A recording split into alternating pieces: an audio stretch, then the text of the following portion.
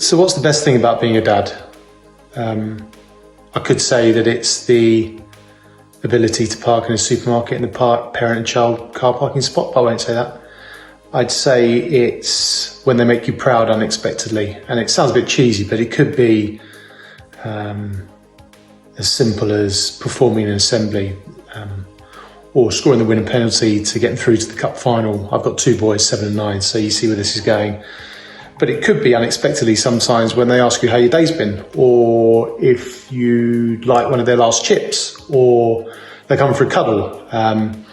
It's those unexpected moments of joy and pleasure that are surprising. And I suppose any instances that make you proud, and the realization that you are bringing up some good children, and as a parent, as a family unit, you're doing that same thing, and you're hopefully bringing some good kids into this world that'll make a difference. But equally, the supermarket parking is also a benefit. The best piece of advice my dad has ever given me. There's no one salient piece of advice. There's no one thing he's ever said. But the advice that I get from him on a daily basis, the fact I can ring him at any time I want, I'll call my dad and talk to him about any issue I'm having. The advice isn't in one big bit or one big important thing. It's a journey that we're on together. It's a father-son journey. It's a bond that no one understands. It's that we are doing this together, and without him, fuck knows where I would be. He's just the best person. He's the most important man in my life. He's an inspiration to me, and he's the best sounding board of anything I'm going through. And I just love him so much. I just love my dad so fucking much. He means the world to me.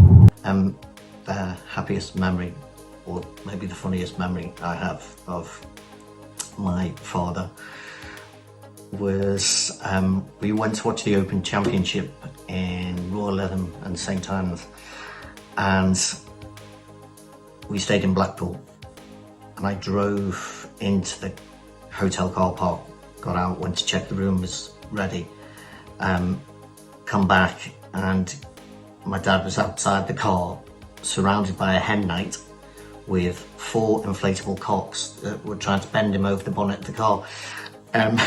I've not seen shock like that on a grown man's face before. Bless him. My pieces of advice, and 2 of them: cough it up, it might be a gold watch, and pull your knickers up and come out boxing. Sound words of advice. I love that man. Very special, very, very special man. Best thing about being a father, I'm going to go for grandfather because I'm a new grandfather. When I was a father, I was really concerned about hustling, making money, making sure my family had the life that I wanted for them. Now I'm a grandfather, I don't have to do that, and it's all about spending quality time with my grandson Teddy. And that is, I would say, the best, if not the only good thing about getting older. My favourite thing about being a dad, quite selfishly, is waking up in the morning and knowing that I've got purpose, someone depending on me. Because kids are easily pleased, they always want to hang out with you, they're quick to forgive, they're a lot of fun, and they view life in a very simple way. And if you're someone like me that can be quite insecure about the value that they have to bring to the world, and you're always looking at so many other people doing so many amazing things, kids are a great reminder that actually right in front of you, someone's depending on you, man. And that person depending on you doesn't actually ask for much. So yeah, man, that's my favourite thing about being a dad. My favourite memory of my dad, I think there are two memories that I would pick out. The first being in 1978 when I was 11, and my dad took me to my first ever live football match. It's a bit of a cliche, but it's true. He was a Tottenham fan. I think he got free tickets from mates of his who worked at the Allied Irish Bank. I remember that detail for some reason. Spurs versus Arsenal, White Hart Lane. I think he thought that I would follow in his footsteps and follow Spurs. In fact, Arsenal won 5-0. Absolutely brilliant performance, including an astonishing goal by Liam Brady, which is known as the banana kick. Because it kind of swerved, curved into the goal. And the whole experience was magical. Just walking out onto the terraces, seeing the pitch, all of that Nick Hornby describes brilliantly in Fever Pitch.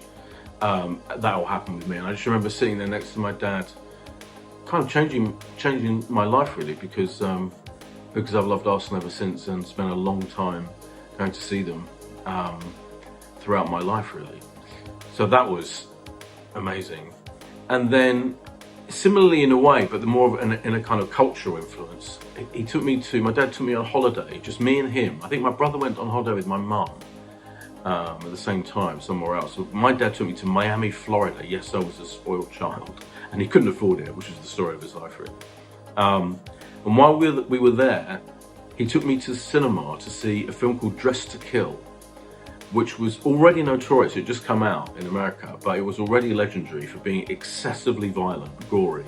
It's a psycho slasher horror film, and also for having lots of kind of erotic thriller elements. And the very first scene, in fact, is Angie Dickinson in the shower, naked, obviously with a body double, kind of pleasuring herself. And then the next scene is her having like kind of violent sex with her husband. And it carries on from there. Ends up being one of the most violent, as well, films of all time, I think. But I absolutely loved it, and I thought it was one of the most amazing things I'd ever seen. I've been to quite a few films at that point, but Dressed to Kill, I think, was the one that really made me love films. And still, to this day, I'm obsessed with that film, with Brian De Palma, the director, with that kind of film, horror, slasher movies, and the like. And I remember sitting next to him and I thought, it's wildly inappropriate. I thought even then, I think I knew when I was 12 or 13, how inappropriate it was for me to be in that cinema watching that film. But my dad didn't give a shit. I think mainly because he wanted to see Angie Dickinson naked in the shower. Right, so one of my earliest memories is probably when I was about 6 years old with my dad. He took us down to Newhaven, which is a beach in Sussex, and there was a weather warning back in the day when weather warnings actually meant something. And there was a lighthouse on a pier that was really, really far out. The waves were absolutely massive, really dangerous, and we walked along the pier. I was terrified, and just being with my dad, who was in my eyes really strong, brave, I felt really safe. The waves would hit one end of the pier and you would hear this massive boom, and you had a couple of seconds and a wave would just come shooting over and you could just be washed into the sea at any moment. My dad grabbed my hands and just held me tight, and yeah, I remember being really scared, but felt really safe at the same time. So that was my dad. He's my hero. Happy Father's Day. Now I'm going to tell you a few things about my granddad, because he is just about one of the most important people to me. I'm going to start with my funniest memory. I think anyone who knows me knows I'm terribly motion sick, and we went sea fishing, trying to catch some mackerel. Anyway, the sickness got me, and best course of action was to fall asleep. He thought it'd be a good idea to cover me in all the fish that we caught until we were being surrounded by a whole heap of seagulls swooshing down on the boat. Anyway, it was a bad idea, but it was a good time. Favorite memory, any trip that I've had to Anfield with my granddad. I think he's the reason I support Liverpool, and he travelled all over Europe watching the Reds in their previous heyday. We're in a new heyday now, but yeah, any trip I get to go and watch Liverpool, I think it takes him back to when he was young, and seeing how happy it makes him is really cool. And then piece of advice, I don't think he's ever given me any advice per se, but he's someone who's like travelled all over the world. So any opportunities to travel, I'll travel. Yeah, happy Father's Day, and hope everyone has a good one. Hello sir, happy Father's Day from me, Professor Green, to all the dads out there doing it proper, and anyone stepping in for dad should he not be there for any reason. My fondest memory of my dad is one in his arms, of him carrying me from a bus to my nan's house where I lived, wishing he never had to leave. After a long day at a theme park, I used to get terrible growing pains and cramps in my legs, and I was in a lot of pain, and he did what I needed him to in that moment, and he picked me up and he carried me. And if you ask my son where he lives, he'll say, in my arms or on my shoulders, and I carry him everywhere. And any time he asks me if I'll pick him up, I do my absolute utmost to never say no, because I remember how important that memory was to me. Yeah, that is my most fond memory of my father, and that little happening has carried over into my parenting of my son. He's got 2 speeds. He's either running or on my shoulders. The best thing about being a dad is really difficult to hone in on. I don't think there's any one part of it that is the single most best thing. But of everything that I've discovered so far, my son is only 4.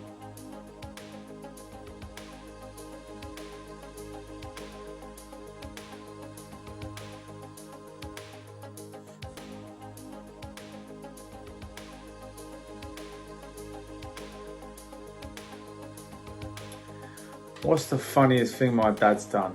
Oof. It's a very tough question because my dad's humour is, he finds humour really absurd. So not much of it is appropriate for now. But I'll give you an example of a story that popped to my mind. When I was younger, my dad was driving and yeah, he's not very focused when he's driving. So he was a bit across the road. Anyway, the police were behind us and they pulled us over.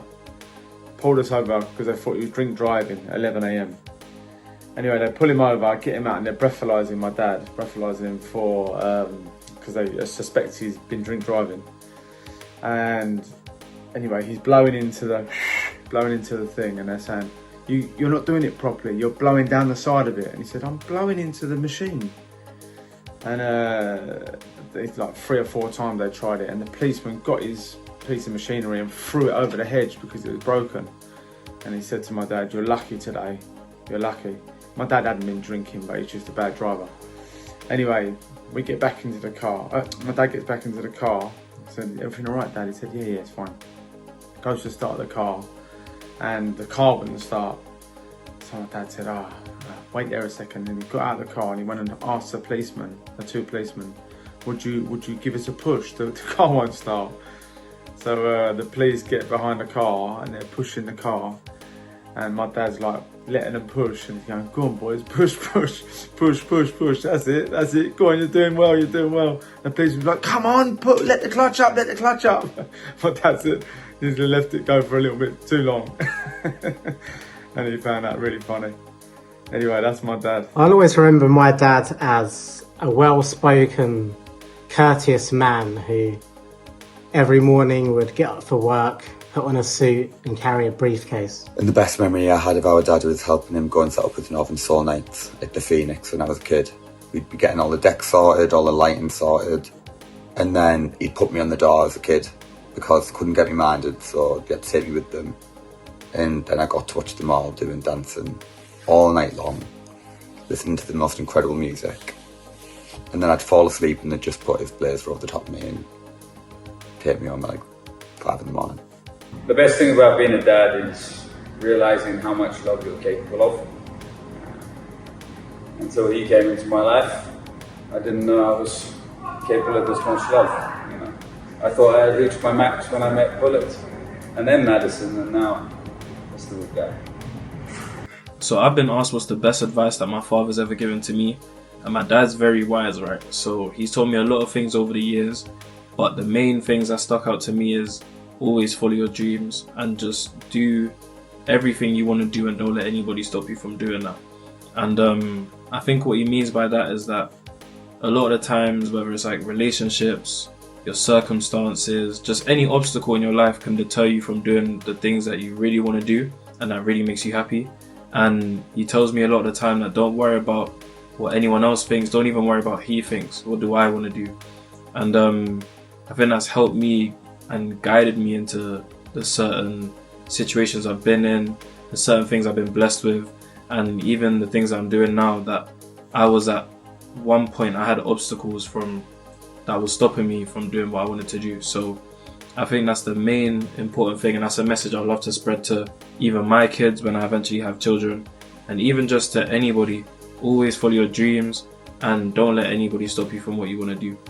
So my father passed away when I was 19, but when I look back, in one of my favourite memories and a lesson for life really, he worked really long hours. He was an emergency safety officer for Bromley Council, nothing to do with fashion, creativity, that side of things.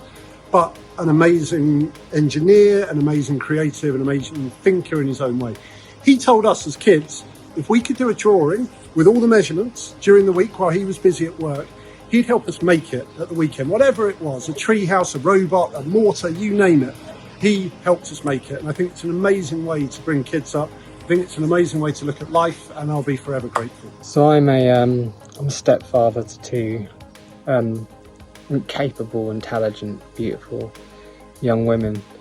And I think the best thing for me is how the idea of self changed and how my universe centered around these two humans, and what a privilege it is to be on their journey and be useful in guidance and support and care and offering love on their journey. And I think that for any father is absolutely beautiful, and I'm thankful to have them in my life. One of the best memories of my dad growing up was, my dad is my stepfather, so he's also a stepfather, and I remember him coming into my life when I was very young, and there was a pivotal moment where I felt the bond really grow, and I was aware of our bond growing. We were playing in the ocean, and my dad would pick me up and he would throw me into the sky, and I would shout "G.I. Joe" and then come crashing down into the water, and I'd swim over to him and he would do it again. And there was something about that physicality and that masculine idea of play that just, it resonates with me, and it still resonates with me to this day. And actually it's a form of tactileness that I brought into my own relationship with my stepdaughters, and that idea of bonding through play. I think so. That's one of my favourite moments with my father. My favourite memory of my dad is probably when he took me to the League Cup final in 2003, Liverpool Man United in Cardiff. And it was my first kind of footballing memory. Liverpool won 2-0, which obviously helped. But yeah, that might even be the earliest proper memory of mine. The best piece of advice that my father's ever given is probably to graft. He really taught me the meaning of hard work, and also speaking to people, and kind of the gift of the gab, as he would call it. You can go a long way in life by just being personable, friendly. So he taught me that. And the best piece of advice my dad has given me, I wouldn't say that it's a piece of advice, it's more like a way of being that I feel like I try to take on. Like you showed me like a really positive side to masculinity, just sort of being like quietly helpful and strong and supportive. Like he's like an old school man, but he's not like a macho guy. He's just like, if anyone needs anything in the family, he just sorts it out. People get lifts, fix stuff, do you know what I mean? Like he doesn't need to be the center of attention. He's just always in the background, like quietly just sorting things out for everyone, do you know what I mean? And I think that's probably the biggest lesson that I learned from him, innit? Yeah. And that's it. Peace. Happy Father's Day. The best advice my dad ever gave me was, he said, nothing's ever as bad as you think it is. And it was when I'd just broken up with my teenage girlfriend, my first girlfriend, and I hadn't eaten in about a month. Absolutely heartbroken. I remember him telling me, and he picked me up from somewhere in the car, and he was like, it's never as bad as you think it is, type thing. And it was the first time I'd ever gotten any advice from a parent that felt like it came from a lived experience, rather than like, don't eat olive pits because they'll grow a tree in your stomach, or don't play with the lights in the car because they will signal to everyone behind us that we're a terrorist cell. So I would say that's like, it stuck with me, which is great. God, the best thing about being a dad has got to be unconditional love for my children. I'm so proud of the people that they're turning into. So my daughter's 19 now, she's working over abroad. She's got a good career, they're both just beautiful souls. And just very, very proud of them. yeah, it's just yeah, I wouldn't change it for a world. It's more that love, that love you get from your children is probably the best thing about being a dad. There's until you've got it, you can't really, you can't explain it, and hopefully everyone gets to feel it.